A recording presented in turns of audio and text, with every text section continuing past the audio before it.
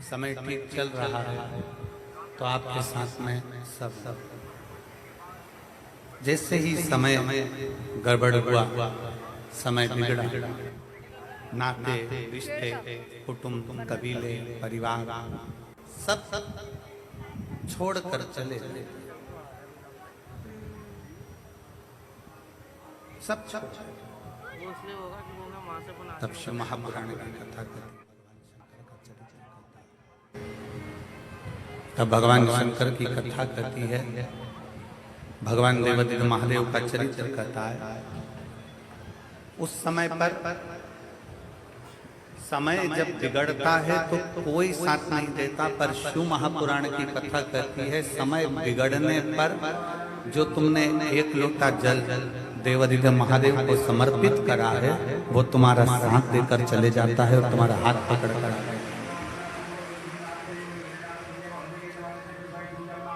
समय का चक्र नाते रिश्ते कुटुंब कबीले सब छुड़वा दो। समय का चक्र हमारे सारे संबंध, हमारे रिश्ते, हमारे नाते, हमारे कुटुंब, हमारे परिवार को छुड़वा देता है। पर जब समय का चक्र बिगड़ता है, समय का चक्र जब बिगड़ता है तब उस समय पर कोई साथ नहीं रहता। तब हमने जो भगवान की अविरल भक्ति को धारण करा है, जब हमने भगवान शंकर की कथा को श्रवण किया है, तब हमने जो भगवान शंकर के मंदिर में एक लोटा जल समर्पित किया है, तब हमने जो भगवान शंकर की भक्ति को किया है, श्री शिवाय नमस्तुभ्यं बोला है, ओम नमः शिवाय बोला है, पंचाक्षर मंत्र नमः शिवाय बोला है, वो शिव नाम, वो भगवान का भजन, वो कीर्तन, वो मंत्र जाप, वो नाम जाप हमारा साथ निभा देता है। बस शिव महापुराण की कथा कहती है, भगवान शंकर का चरित्र करता है, शिव तत्व कहता है, अपनी वाणी किस श्रेष्ठ कारक।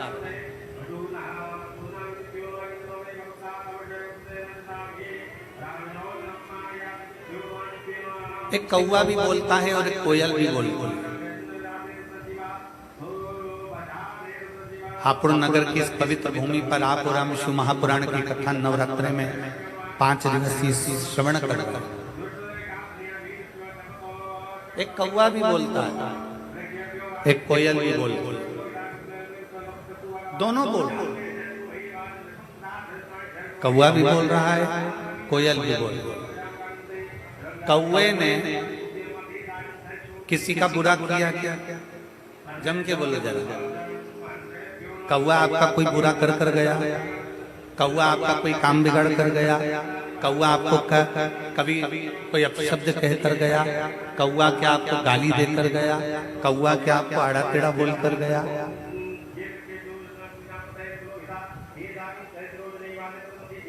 कौवा और कोयल दोनों बोल, शांति रखो। कौवा और कोयल दोनों बोल। कौवा तुमसे कुछ बोला क्या? नहीं। कौवा तुमसे अपशब्द बोला, कौवा आपको ताने दिया, कौवा आपको गाली दिया, कौवा आपको आड़ा टेढ़ा बोला। कौवा यदि आपको अपशब्द बोला हो तो बताओ। कौवा किसी का बुरा नहीं करा तो भी कौवा बुरा की बुराई है। कितने लोग हैं जो कौवे को पालते हैं? बोलो रे हापुड़ वाले, कौवा पालते हो क्या? नहीं। कोई हमसे पूछे तो हम भी कह देंगे कौवा क्या पालना।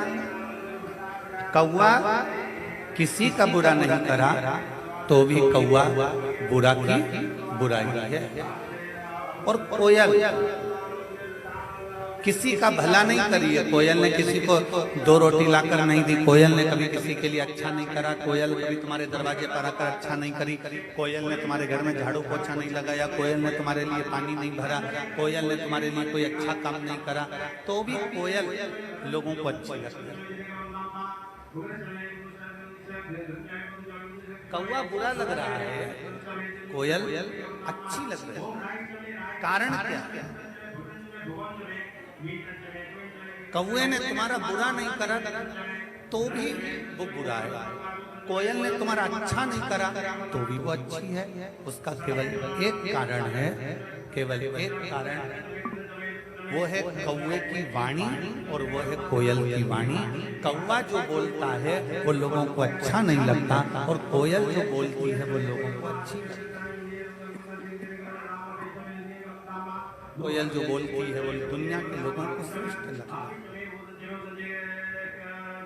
कोयल जो बोलती है वो दुनिया के लोगों को अच्छा लगता है। शिव महापुराण की कथा कहती है, भगवान शंकर का चरित्र कहता है कि जिंदगी में, जीवन में बहुत सारे मोड़ आएंगे, बहुत तकलीफें भी आएंगी, बहुत दुख भी आएगा, बहुत परेशानियां भी आएंगी, सुख का दिन भी आएगा, दुख का दिन भी आएगा। संपूर्ण जीवन में कहीं ना कहीं कष्ट, कहीं ना कहीं परेशानियां, कहीं ना कहीं तकलीफें, कहीं ना कहीं दुख, ये चलता रहेगा।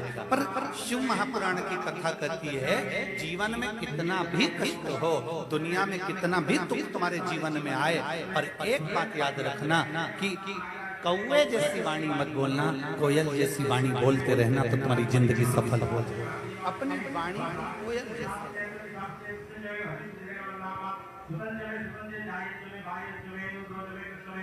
अपनी वाणी को श्रेष्ठतम बनाना। और जब वाणी को श्रेष्ठतम बनाएंगे, जब वाणी की श्रेष्ठता उत्पन्न करेंगे तो अपने आप सब आपसे जुड़ते चले जाएंगे, सब आपके करीब में आते चले जाएंगे, सब आपके नजदीक में आते चले जाएंगे।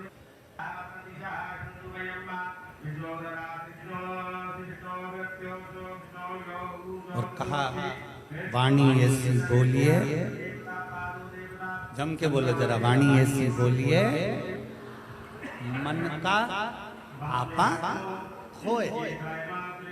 पर आज के जमाने में वाणी ऐसी बोलिए जो जम के झगड़ा होए, पर उससे मत बोलिए जो तुमसे तगड़ा हो गया समय। आज के जमाने में लोग वाणी बोलते हैं, शब्द बोलते हैं, उससे विवाद उत्पन्न हो जाता है। प्रयास करो, आप जितना अच्छा बोल सकते हो, जितना अच्छा रह सकते हो, जितनी अच्छी जिंदगी अपने घर में निकाल सकते हो, जितना अच्छा जीवन अपने आनंदमय घर में निकाल सकते हो, उतना निकालने का प्रयास।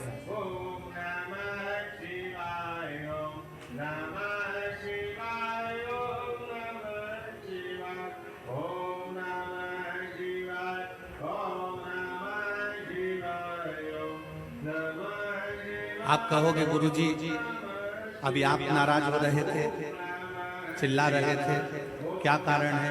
इसमें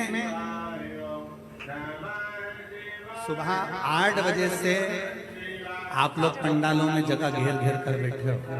सुबह 8 बजे से धूप चला रही है, पानी की बोतल भरने के लिए भी आप बाहर नहीं निकलते हो, अपने साथ बच्चों के लिए पानी बिस्कुट लेकर चलते हो।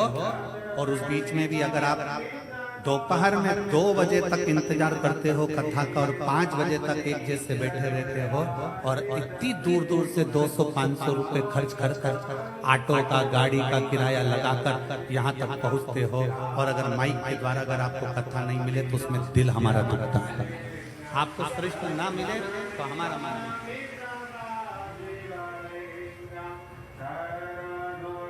माइक वाला तो अपना पेमेंट लेगा चले जाएगा, टेंट वाला अपना पेमेंट लेगा चले जाएगा, सब अपना अपना खाता लिखेंगे और चले जाएंगे। पर जो आप आए, आपने जो समय लगाया है परमात्मा को देने के लिए समय आए हो, अपना अपना घर छोड़कर, परिवार छोड़कर, बच्चों को छोड़कर घर पर 4 दिन 5 दिन भगवान शंकर के विरल कथा को श्रवण करने के लिए आए।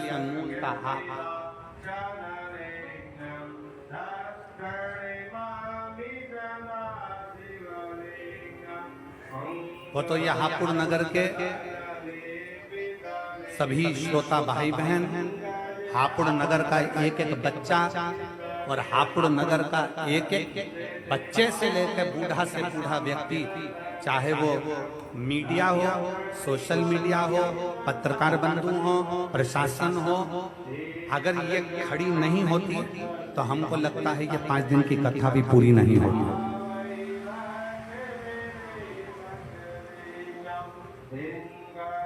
वो तो ये प्रशासन ने, चाहे वो पुलिस प्रशासन हो, चिकित्सा विभाग हो, पीडब्ल्यूडी विभाग हो, कलेक्टर महोदय का कष्ट आकर खड़ा हो जाए, आप कर्जे में लदालूम भी हो जाओ, कितना भी जिंदगी में कर्जा बढ़ जाए, शिव महापुराण की कथा कहती है पर अपनी हिम्मत मत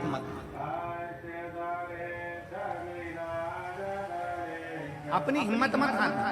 कर्जा बढ़ गया ना कोई बात नहीं, तकलीफ बढ़ गई ना कोई बात नहीं, दुख बढ़ गया ना कोई बात नहीं, कष्ट बढ़ गया ना कोई बात नहीं, इससे लहर आती है। लहर मतलब होता है कि जो आई है वो जाए।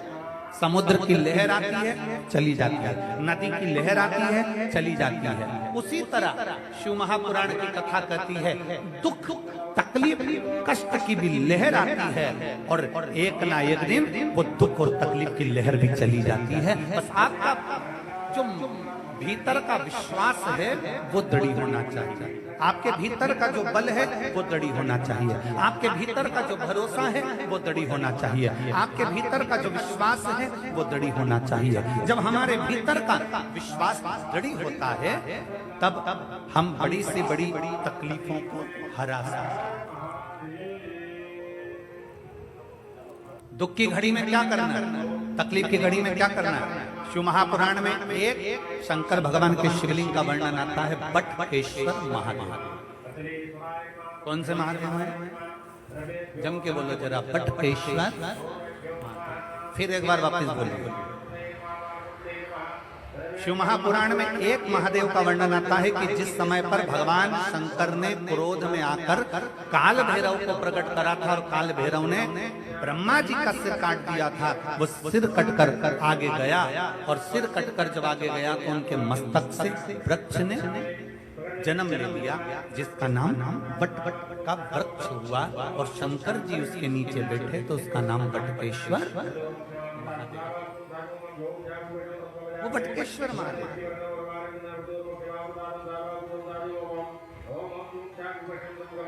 कभी अगर मौका लग जाए और कोई आपसे कह दे कि बहुत कर्जे में लगा लुम हो गए, बहुत तकलीफ में पड़ गए, बहुत कष्ट में पड़ गए, प्रयास करना।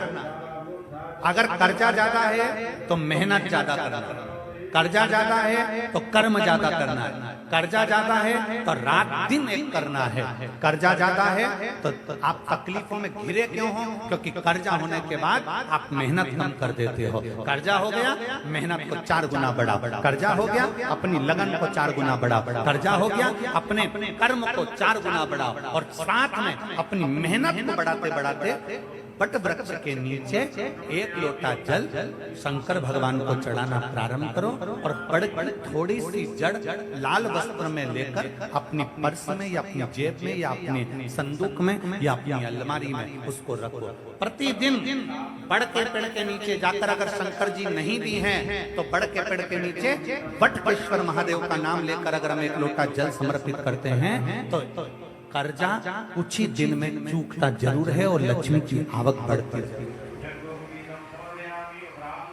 बटकेश्वर महादेव, इसमें केवल बड़ के पेड़ के नीचे जल चढ़ाना नहीं, अपनी मेहनत को 4 गुना करना, अपने परिश्रम को 4 गुना करना, अपनी लगन को 4 गुना बढ़ाना, अपने कर्म को 4 गुना करना। जितनी मेहनत आज तक करते थे उस मेहनत को दुगना बढ़ा लीजिए, 4 गुना बढ़ा लीजिए और फिर आगे बढ़ेगा। फिर कहीं ना कहीं परमात्मा तुम्हें संभाल लेगा। शंकर को चढ़ाया गया जल तुम्हें संभाल लेगा, शंकर को चढ़ाया गया एक जरा सा जल भी तुम्हें संभाल लेगा।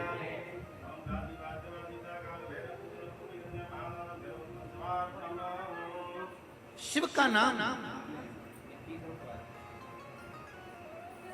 हम तो आप लोगों से भी कहेंगे, प्रैक्टिकल कर कर देखना, कहीं सीहोर वाला महाराज झूठ तो नहीं बोल रहा। प्रैक्टिकल करते रहना चाहिए, प्रयास में लगे रहना चाहिए। और हमने पहले भी कथा में कहा कि प्रैक्टिकल जरूर करो।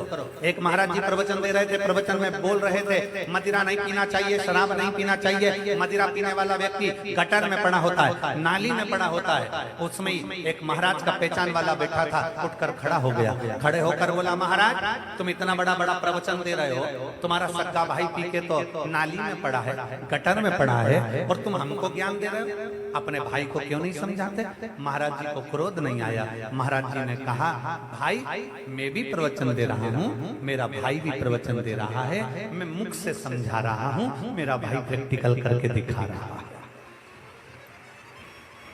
ये आपकी मर्जी है, आप कैसे समझेंगे आपके ऊपर है। प्रैक्टिकल जरूर करना चाहिए। सीहोर वाले महाराज ने कहा हम प्रैक्टिकल कर देखते हैं। सीहोर वाले महाराज ने बोला हम जरा कर देखते हैं। और प्रयास करो, एक बार प्रैक्टिकल जरूर करो। जिस दिन बहुत बड़ी समस्या में घिरे हुए हो, बहुत बड़ी तकलीफ में घिरे हुए हो, घर में से एक लोटा जल भरो, बड़का पेड़, बड़का वृक्ष जहां हो वहां पहुंच जाओ, 2-3 मिनट हाथ में जल लेकर बैठो और बैठने के बाद अपने मन की कामना कर बटकेश्वर महादेव के नाम से बड़ वृक्ष की जड़ में जल डाल दीजिए। 2 दिन 3 दिन अगर तुमने जल चढ़ाया, कितनी बड़ी भी समस्या होगी उसकी राह मिलेगी जरूर, और भोलेनाथ हाथ पकड़ेंगे। बटकेश्वर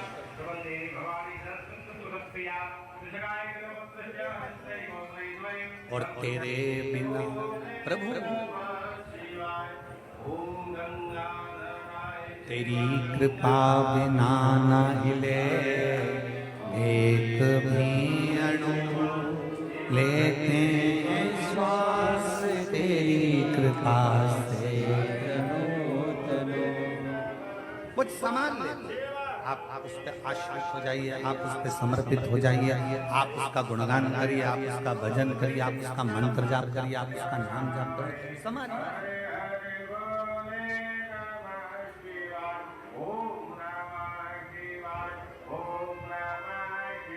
बीमार होते हो, डॉक्टर के पास जाते हो,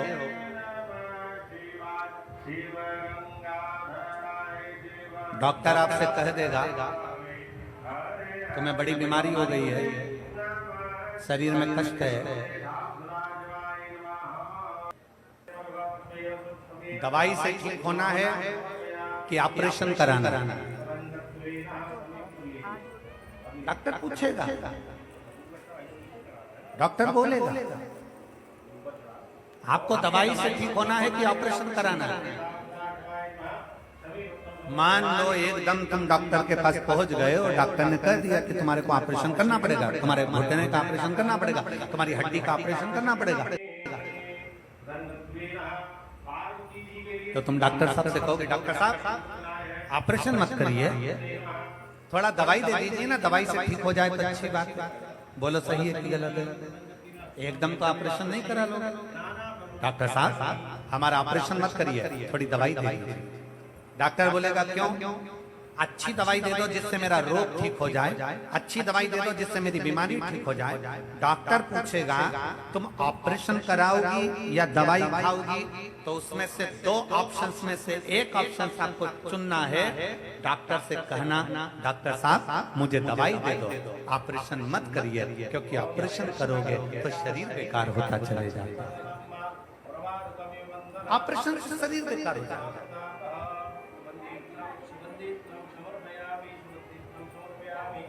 डॉक्टर ने कहा मैं दवाई दे रहा हूं, ऑपरेशन की जरूरत नहीं पड़ेगी, पर इतना याद रखना इस दवाई को 3 टाइम खाना, सुबह, दोपहर और जम के बोलो जरा शाम। ये दवाई 3 टाइम खाने की है। सुबह खाना, दोपहर में खाना, शाम को खाना। सुबह की दवाई को पानी से ले लेना, दोपहर की दवाई को भोजन के बाद ले लेना, और शाम की दवाई को सोने से पहले ले लेना। ये 3 दवाई मैं तुझे दे रहा हूँ। रेगुलर खाना, 1 महीने तक खाना, 1 महीने के बाद मैं जांच करूंगा कि ऑपरेशन की जरूरत तो नहीं है। 1 महीने तक तुमने दवाई खाई, दवाई खाने के बाद डॉक्टर के पास गई, डॉक्टर साहब देखो मेरे को ऑपरेशन की जरूरत तो नहीं। डॉक्टर ने जो